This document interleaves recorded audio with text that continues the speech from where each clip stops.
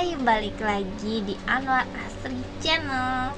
Di video kali ini aku akan cerita tentang kejadian yang akhir-akhir ini aku alami dan juga pengalaman baru bagi wanita yang nantinya, karena banyak juga sih yang belum tahu. Terus aku bakal jelasin dengan kata-kata yang mudah dipahami.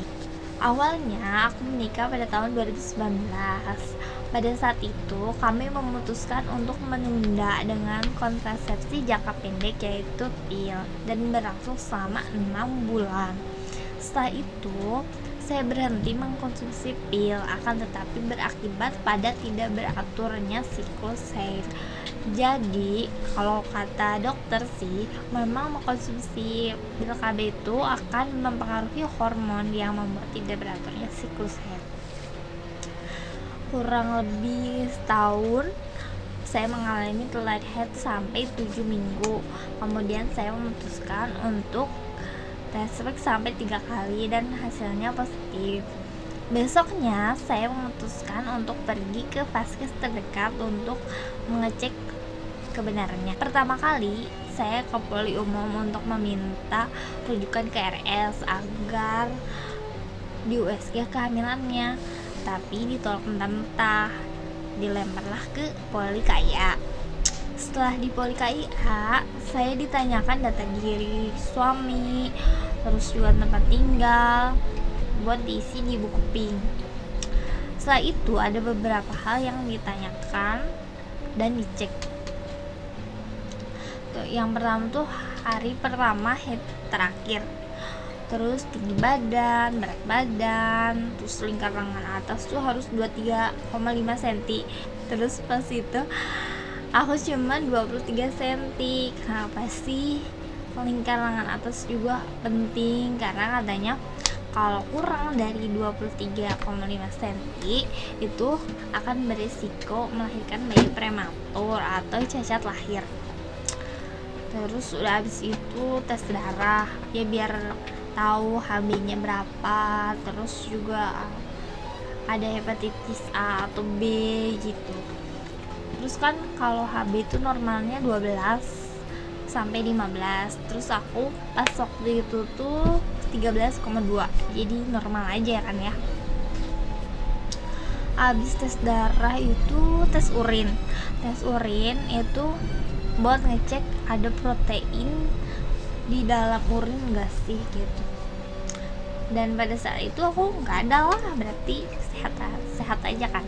Terus gitu, oh iya, cek gigi, karena dalam proses pertumbuhan janin dibutuhkan banyak kalsium, jadi cek giginya nggak ada masalah nggak sih gitu. Habis itu yang terakhir itu ke poli gizi, karena ngejelasin, terus jutsu itu ngejelasin kalau misalkan ibu hamil tuh nggak ada pantangan makan apapun gitu. Yang penting tiap bulan tuh berat badannya naik minimal 2 kilo gitu. Kalau buat aku sih tiap bulan naik 2 kilo itu merupakan hal berat ya, karena aku tuh dari dulu nggak pernah bisa naik gitu berat badannya. Sebanyak apapun makan, sesering apapun makan itu susah banget gitu. Jadi dari dulu segitu aja, jadi PR banget nih gitu ya. Harus dari situ ya udah katanya suruh kontrol lagi sebulan sekali, kalau enggak kalau misalkan ada gejala kontrol gitu, ada masalah kontrol. Dan pada saat itu sih aku nggak disaranin ke ini ya, ke rumah sakit katanya, karena kan masih awal gitu. Habis itu sih ya aku iya aja sih, karena kan belum tahu ya kayak gimananya gitu ya. Aku pikir juga masih ada waktu lah buat nanti cek gitu kalau udah agak besaran gitu. Tapi sih aku nggak puas sampai di situ ya. 2 hari kemudian aku coba kontrol ke dokter spesialis, aku sebut dokter A ya.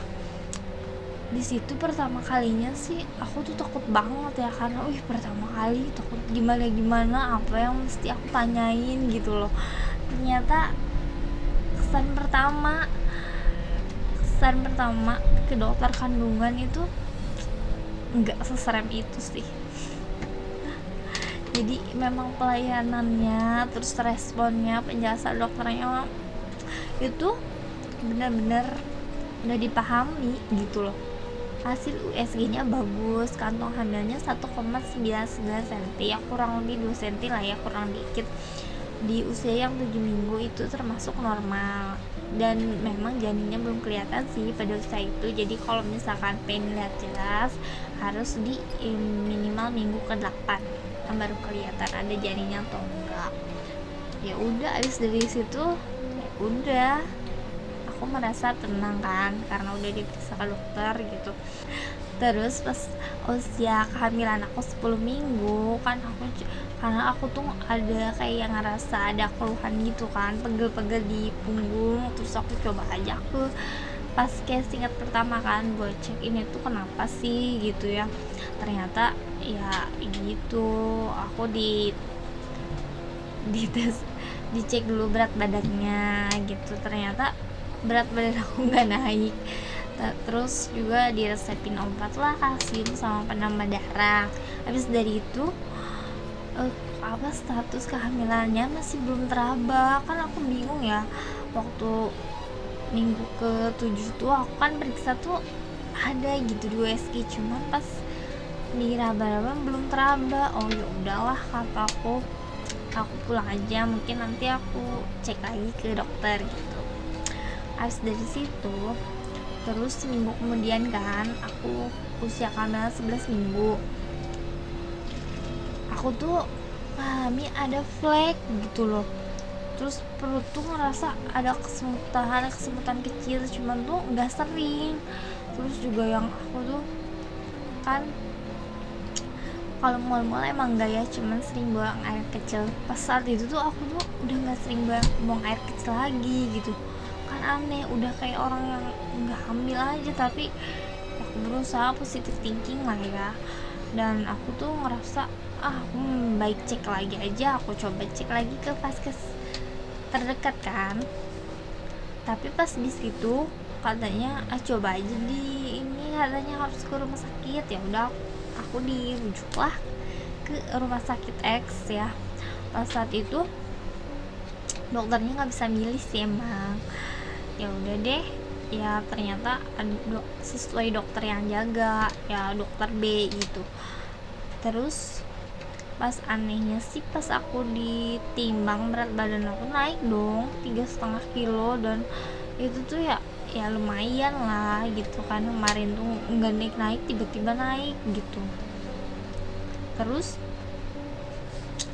pas di RSX ini aku diperiksakan sama dokter B, dan aku tuh ditanya, ini bener gak sih usia kehamilannya segini gitu, usia kehamilannya 11 minggu gitu. Coba inget-inget lagi, dan aku tuh memang meyakinkan kan kalau bener gitu. Soalnya aku kan kalau siklus head itu ada pakai aplikasi gitu kan, jadi tahu kapan hari terakhir gitu ya. Katanya sih ya coba aja deh gitu, pakai obat penguat sama vitamin gitu.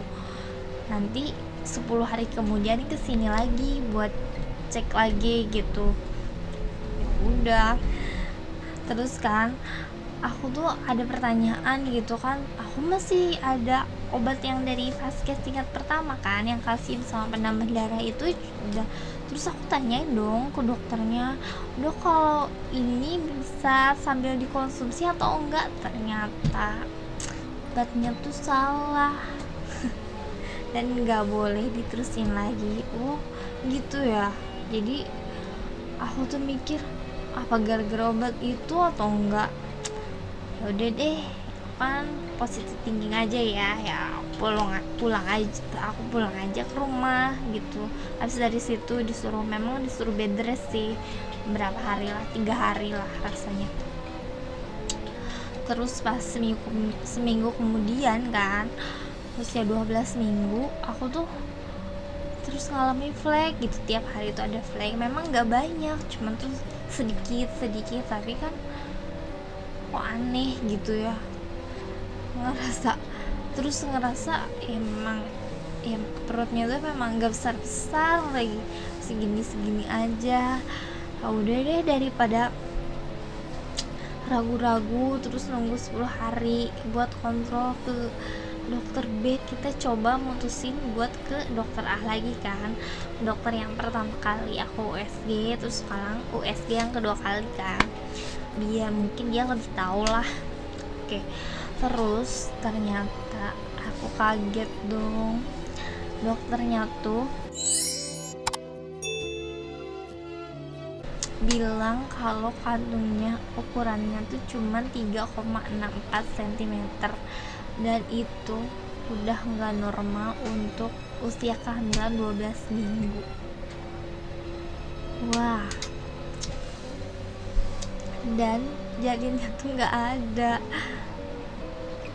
Terus aku bilang kan, dok, tapi aku di kemarin tuh sempat minum obat penguat, dan dokternya langsung menjelasin kalau aku tuh didiagnosa black tin ovum atau kehamilan kosong. Katanya black tin ovum itu penyebabnya adalah kelainan kromosom X atau Y, atau bisa juga keduanya pada saat pembuahan.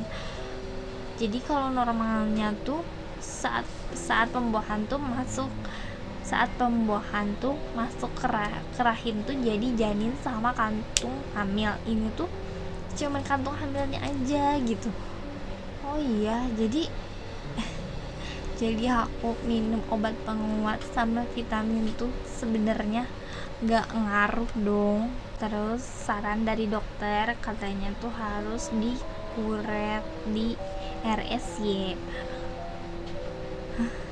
Ya udah deh, besoknya aku sama suami mutusin sepakat untuk nggak apa-apa dikuret gitu. Terus ya aku langsung deh ke vaskes terdekat lagi kan buat minta rujukan ke RSY gitu. Dan ternyata cepet banget sih dari situ, karena kan udah tahu kalau didiagnosis sama dokter spesialis, jadi ya cepet gitu. Habis di RSY terus ternyata nggak bisa pakai dokter A gitu, karena beliau itu visit dokter, jadi sama dokter yang jaganya yaitu dokter C. Nah,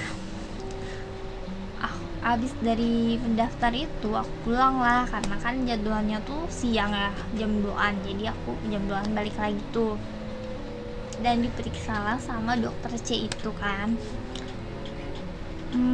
Terus menurut dokter C ini ternyata hasil USG-nya menunjukkan kalau aku tuh date of conception. Aku tuh dalam hati, apa lagi sih ini gitu. Ternyata date of conception itu penyebabnya pembuahan yang mati sebelum keluar dari rahim. Tapi sarannya tetap sama sih, harus dikuret gitu. Dan aku tuh nanya kan, kuret itu gimana sih dok, apa sakit atau enggak gitu, terus kan ada efek sampingnya atau enggak gitu. Ternyata dokter tuh bilang kalau kuret ini adalah jalan yang paling aman gitu, karena ya ada juga yang bilang kalau ada juga kasus ibu yang habis kuret tuh bisa beraktivitas lagi seperti biasanya. Oh, aku tuh langsung mikir, oh berarti aman banget dong gitu ya, daripada kita tuh minum obat terus nanti lurus sendiri, itu katanya sih sakit banget. Terus juga itu resikonya ada yang tertinggal gitu, ada jaringan-jaringan yang tertinggal, jadi tetap aja harus dibersihin. Jadi udah deh, katanya kalau mau dikuret coba langsung ke IGD gitu, nanti dari situ ikutin aja prosedurnya kayak gimana. Hari itu juga aku dioperasi, tapi sebelumnya aku tuh harus puasa selama 6 jam dong. Dan aku tuh baru ingat kalau misalkan tadi siang tuh aku nggak ada makan nasi. Aku tuh ingatnya nggak tahu makan roti, nggak tahu makan mie gitu, intinya bukan nasi, dan harus puasa selama 6 jam gitu. Lemes banget kan. Habis di IGD itu kan itu tuh ditanya-tanya lagi data diri apalah. Aduh, aku tuh malas banget sih dari situ, tapi ya memang harus kayak gitu ya, nunggu. Abis itu nggak tahu, suami aku ngurus-ngurusin gitulah administrasinya. Abis dari situ dipindahlah ke ruang bersalin. Nah, abis di ruang bersalin ini ya ditanya-tanya lagi dah yang data diri semacamnya itu. Abis itu dicek lah, oh ini yang mau kuret. Terus juga katanya harus diambil darah dulu. Oke, aku diambil darah katanya buat ngecek HB-nya normal atau enggak gitu. Pas udah keluar hasil cek darahnya, terus aku dimasukin aja obat tuh dari bawah, katanya untuk melunakkan mulut rahimnya supaya nanti di operasi itu udah siap gitu. Udah deh, habis dari situ aku tuh dipindah ke ruang inap biasa gitu. Pokoknya dari ruang inap itu terus aku diinfus deh. Pas udah diinfus diganti sama infusannya yang paracetamol. Tapi jeda waktunya tuh dari pindah ruangan sampai diinfus aku nggak ingat banget sih. Pokoknya aku ingat tuh kalau kuretnya tuh, operasi kuretnya tuh jam 9. Pokoknya aku nunggu jam 9 aja gitu. Udah aja. Pas udah jam 9 terus aku dipindah lagi dong ke ruangan bersalin tuh. Nah, di situ juga bener-bener udah semuanya udah siap banget, dan aku tuh udah baring-baring. Terus yang aku ingat tuh aku dipasangin yang tensi yang otomatis gitu, yang ada bunyinya gitulah yang kayak bunyinya detak jantung gitu. Habis itu di sebelah sini di kiri dah aku tuh dibius. Pokoknya perawatnya tuh bilang, Bu, dimulai ya. Terus gak lama dari itu dingin ngantuk, dan ya udah deh nggak ingat apa-apa lagi. Dan itu tapi kalau suara tuh masih ada sih, cuman nggak begitu jelas gitu. Katanya sih itu bius total ya. Pokoknya nggak lama kemudian ada yang bangunin gitu perawatnya, bu udah selesai katanya gitu. Udah selesai. Terus tiba-tiba ada suami aku deh datang. Pokoknya dari situ aku tuh ngomong ngajak ngobrol suami aku gitu, cuman ya nggak begitu jelas kan. Katanya sih aku ngomongnya ngantur kemana-mana, ya namanya juga belum ini gitu ya, belum sepenuhnya sadar. Terus tapi aku masih ngelirik jam gitu deh, jam berapa gitu. Cuman masih nggak tahu sih, masih bawaannya tuh masih ngantuk kayak gitu ya. Abis dari itu sih kurang lebih jam 10, jam 11 ya rasanya tuh, jam 11 pindah lagi aku ke ruang inap kan. Yang aku rasain setelah operasi itu nggak ada rasa apa-apa cuma kayak pendarahan sama kayak pusing melayang gitu sih. Besok sorenya aku pulang lah dan diresepin obat untuk pereda nyeri, terus obat pasca operasi, terus vitamin. Ini katanya minggu depan kontrol lagi. Oke gitu. Dari situ memang masih nggak apa-apa sih, aku istirahat, cuman nggak terlalu istirahat banget sih, masih kayak gerak-gerak gitu. Cuman nggak ngelakuin aktivitas yang berat sih. Emang di rumah kan aku nggak masuk tuh 3 hari. Habis dari itu pas minggu depannya aku kontrol, baik-baik aja nih gitu ya. Katanya tuh udah nggak ada masalah apa-apa kan, nggak ada kram-kram dan sebagainya, nggak ada kan, memang nggak ada gitu. Jadi diresepin vitamin aja. 4 hari kemudian kan aku beraktivitas seperti biasa lagi dong, karena aku udah ngerasa aku udah sehat, udah bener-bener nggak ada gangguan lagi gitu. Aku kerja lah, karena aku tuh ngerjain cuma di depan komputer kan. Oke, aku ngerjain aja. Terus sejam kemudian aku ingin ke toilet dong. Tapi pas aku beranjak dari kursi, aku tuh ngerasa kayak aku nyalain air keran yang deras banget. Ternyata aku aku tuh pendarahan lagi. Dari situ aku tuh lemes banget karena pas dilihat itu pendarahannya tuh banyak, warnanya itu kayak yang merah muda gitu, dan ada gumpalan-gumpalan gitu, dan itu yang membuat aku tuh serem banget. Dari situ aku tuh nelfon lah suami aku buat jemput sambil nangis karena aku tuh nggak kuat banget liatnya gitu, ditambah pusing, melayang, lemes banget. Udahlah, nggak bisa dibayangin rasa sakitnya tuh. Abis dari situ ya udah deh, masih pagi tuh jam 9-an ya udah ke IGD lah, ke rumah sakit yang kemarin aku operasi tuh, RSY itu. Dan ternyata dari situ tuh emang nunggu dulu sih di IGD itu, dan perawatnya bilang, ibu jangan panik gitu ya.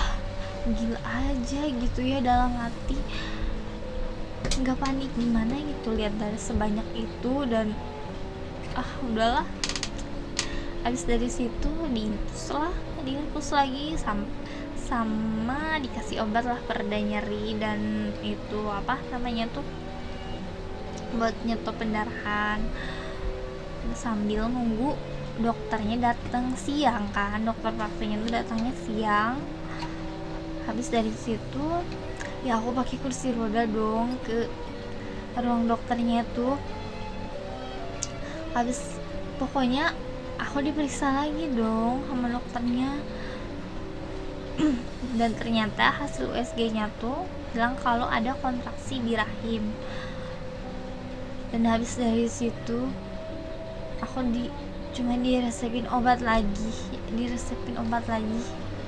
pereda nyeri, dan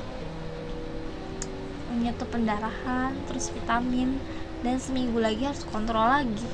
Dan semenjak hari itu aku bener-bener bed rest, enggak ngapa-ngapain, cuman di kasur aja. Dan rasanya tuh kesel banget dong, diem tuh aku ngerasa sehat gitu, cuman memang karena harus bed rest jadi. Tapi aku tuh mikirnya yang penting demi kesembuhan aku, demi bisa beraktivitas normal lagi gitu. Terus dari situ aku mutusin, berarti orang yang habis operasi kuret atau yang melahirkan memang nggak boleh langsung pokoknya tuh kita tuh ini harus rapet banget gitu, jangan sampai ada pergerakan yang nimbulin kontraksi, jadi makanya jadinya pendarahan gitu. Karena aku takut banget, aku nggak mau kejadian itu berulang gitu loh. Terus seminggu kemudian aku kontrol dan dinyatakan udah bener-bener pulih dan normal lagi. Itulah kejadian yang aku alami, yang bener-bener tuh nggak nyangka sih kejadian itu bakal terjadi sama aku gitu. Dan kesimpulannya, kalau misalkan berencana untuk program hamil harus bener-bener direncanain. Jadi dari sisi ibunya harus bener-bener minum vitamin yang mengandung asam folat gitu kan. Merek tuh banyak banget, cuman yang dokter C resepin ke aku itu mereknya Quattro 1. Untuk suami harus minum yang mengandung zinc, terus harus pola hidup sehat, tidak merokok gitu. Untuk kehamilan 1-3 bulan usahakan tidak terkena benturan apapun gitu, karena masih rentan. Kalau misalkan ada yang kuret juga sama kayak aku, usahain kalau setelah operasi tuh bener-bener bed rest, bener-bener di kasur aja, nggak ngapa-ngapain. Karena proses pulih dari operasi itu aku masih ngerasa ngilu-ngilu sampai bener-bener pulihnya tuh kurang lebih 3 mingguan. Dan itu bener-bener kalau mau beraktivitas harus bener-bener perlahan. Dan ya itu deh, ya memang kayak gitu. Tapi kalau misalkan setelah operasi kuret harus nunggu 2-3 kali siklus haid baru bisa melakukan program hamil lagi gitu, karena supaya nggak ada kejadian berulang. Kan nggak mau juga dong berkali-kali misalkan bleed of foam atau date of conception kan, nggak mau juga. Terus kalau yang dari operasi kuret ke siklus haid yang pertama tuh biasanya 4-12 hari.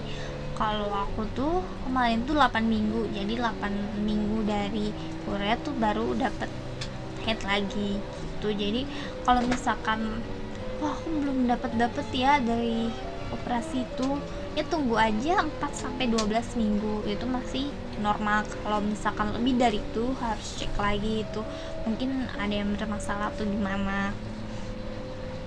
Terus kalau misalkan aku disaranin kalau misalkan ada jalan lain selain kuret atau minum obat, aku tetap milih kuret karena lebih aman katanya daripada minum obat yang harus ngerasain sakit. Ya itu dia, semoga pengalaman yang atau kejadian yang aku alami ini gak menimpa sama kalian ya, dan juga bisa menambah ilmu dan pengetahuan bagi kita semua. Dah.